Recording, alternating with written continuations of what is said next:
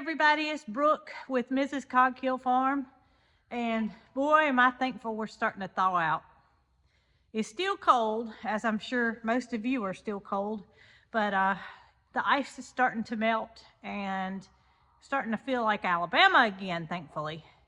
But I gotta show y'all a project that I've been working on really before it got so cold. I told you guys that I planned on replacing the floor in the bus. And while I did not record the process of me putting the flooring in the bus, because it took me quite some time.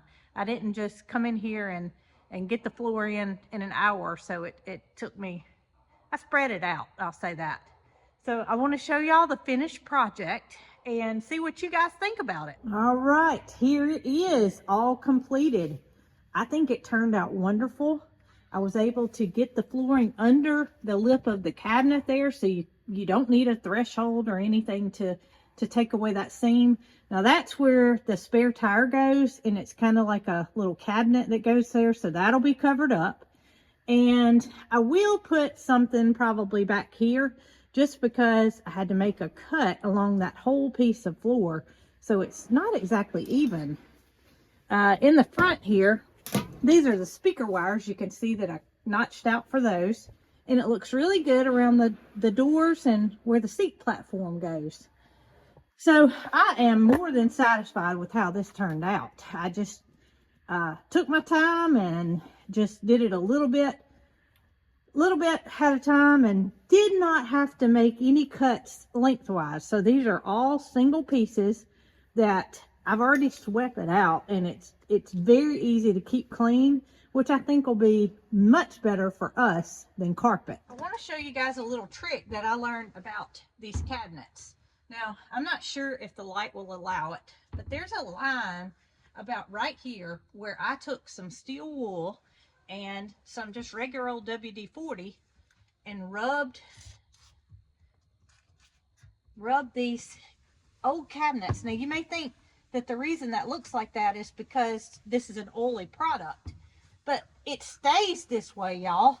It literally takes away all of that old dirt and grime and makes them look new again, which it's hard for me to believe too, but I can tell you, I've already experimented with it, so I know it works. Because I can see it right here on the, that's real life happens right there. Thanks, Bramble. Oh my gracious. I shouldn't have had that stuff up there, should I?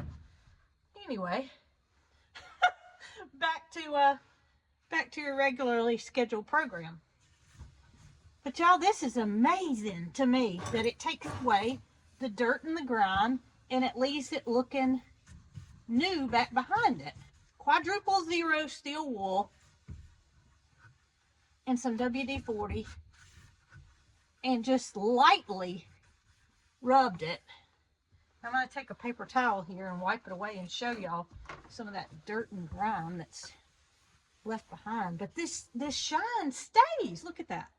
That's some of the dirt and grime and years of build up on these cabinets. And I don't want to replace the Formica or laminate, whatever you would use to replace it with.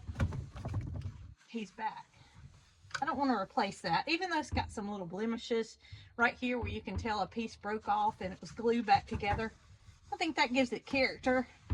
I'm going to show y'all something else that I think adds a little bit more cleanliness to the overall look of the bus. Let me show you. So these are just some vents that are at the bottom of the cabinetry in the bus.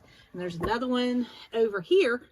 They were quite scuffed up looking. You can see the way that electrical outlet looks. It's just kind of dingy looking. Well, I took those off and took them outside, cleaned them up with some rubbing alcohol real good, and put a new coat of black spray paint on them.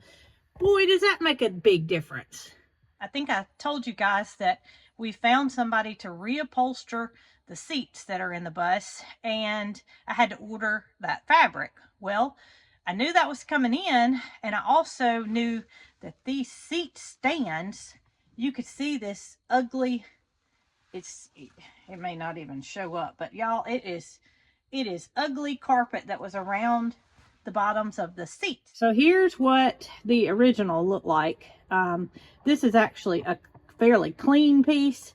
I know that you can clean carpet and go to great lengths to get carpet looking like new, but it was just the fact that it was kind of tattered around the bottom. I could not get it to go up under the floor right. So I ordered the seat stand covers, and y'all, look at how much better that looks. Now, I'm not finished with it, but I have the passenger seat just about completed. This is what the actual seat sits on, and it swivels, so you can turn the seat all the way around and face your campers in the back where I'm sitting if you want to. If everybody's, say, eating or playing a game or whatever, that seat turns around and you can join your family and friends. But I'm so pleased with the way the seat covers came out. So we have the seats taken out. This is the driver's seat, and the vinyl on the seat actually looks pretty good. It's just the bottom of the center that doesn't look very good, and Bramble is swatting at Dee Dee. So what the gentleman is going to do is he's simply going to take the fabric part out of the seat and the middle of the armrest, which is fabric, and recover it. And we're going to use this plaid fabric. And this is a recreation of what the original fabric was. It does have the upholstery backing on it. And a lot of you guys were talking about, when I was referring to redoing the curtains in the bus, saying that I should use the plaid fabric. Well, the only way it comes is with the upholstery backing on it, because the only thing this was used for in the bus during that era was for the upholstery. And that being said, that was the mats that you actually lay down to sleep on, and the seats. So he's going to redo the center part in the blue, in the plaid, and leave the blue vinyl as it is, because it's in really good condition. So that's going to save us some money, and I think it'll work out. Yeah, you can really hear it inside the barn, but as we're starting to thaw out, look at the icicles melting off the side of the barn, where it's creating, well, pretty much a rain shower down below. I sure am glad that sun's starting to come through those icicles and melt things, because I don't do cold very well. The other morning, when it was first frozen over outside, Jason was taking care of Loretta, Gus, Moody, chickens over there, so I decided I would come on to the barn. Well, I thought I could get through the double doors, however, they were frozen shut. And upon my entrance to the barn, this right here, I had walked on the gravel the whole time, and it was frozen, but I guess I had some grip. But you can see that the shadow that the barn cast right here. This part was not getting any kind of light or anything, and it was frozen solid, and my feet literally came out from under me. And luckily I wasn't hurt, but it's funny afterwards, but to think what could have happened, it wouldn't have been good. As cold as it's been over these past few days, not a morning has gone by where little Dee Dee hadn't came outside. She's came outside with us every morning and done her chores. Now, I was kind of worried about her being too cold, but she was very frisky. She was moving those legs around, and I couldn't make her stay in when she was so gung-ho she had work to do. Right, Dee Dee? No results back yet from her DNA. I did get information that it could take 10 to 14 days for those results to come in, and that was on January the 9th. So, no, take that back. I did get information that the results could take 2 to 3 weeks, and that was on January the 9th. So and they did say business days, so I am looking for Dee Dee's results to come in the next couple of weeks. And we all have our little quirks and things that we do that may be a little bit different than what others do. We may have things that set us off in ways that they don't set other people off. And I'm talking about Dee Dee. Y'all, ever since she has came to live at Cog Hill Farm, she has had an obsession with the garage door. And I can't pinpoint exactly what's going on. I can't figure out if she's excited, if she's mad. I don't know. I just can't figure it out. But y'all, anytime the garage door opens and she's around, she goes nuts. She goes nuts to where she wants to go inside the garage. She's trying to literally grab a hold of the door. The first time it ever happened, she did grab a hold of it. It scared Jason and I both.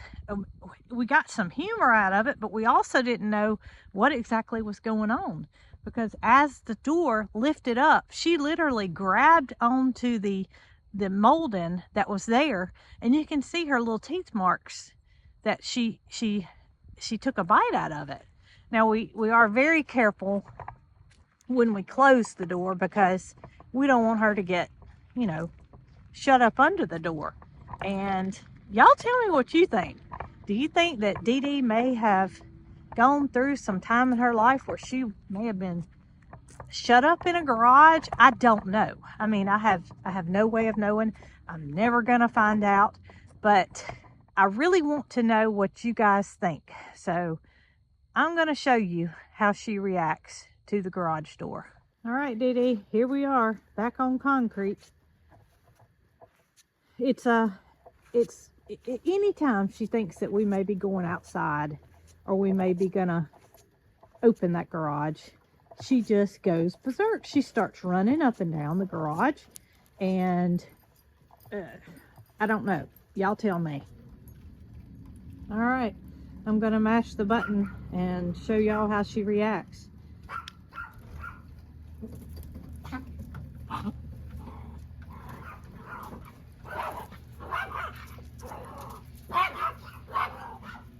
You can't even see her because, I mean, Dee Dee, come on, baby. Come on. Come on.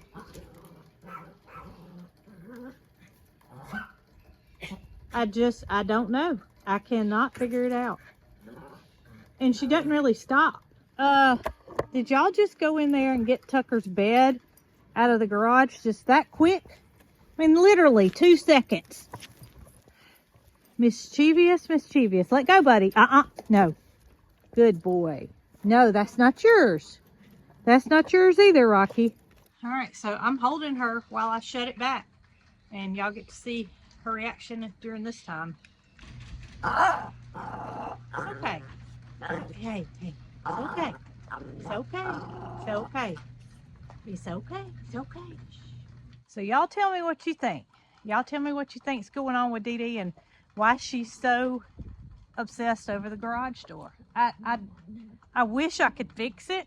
I just don't even know where to begin. You can hear her back behind me. She's still growling. She's still barking because she thinks that the garage door's gonna open back up. So if you have any ideas on how I can fix Dee Dee's obsession with the garage door, let me know. Dee Dee, you done with it, girl? You ready to go inside?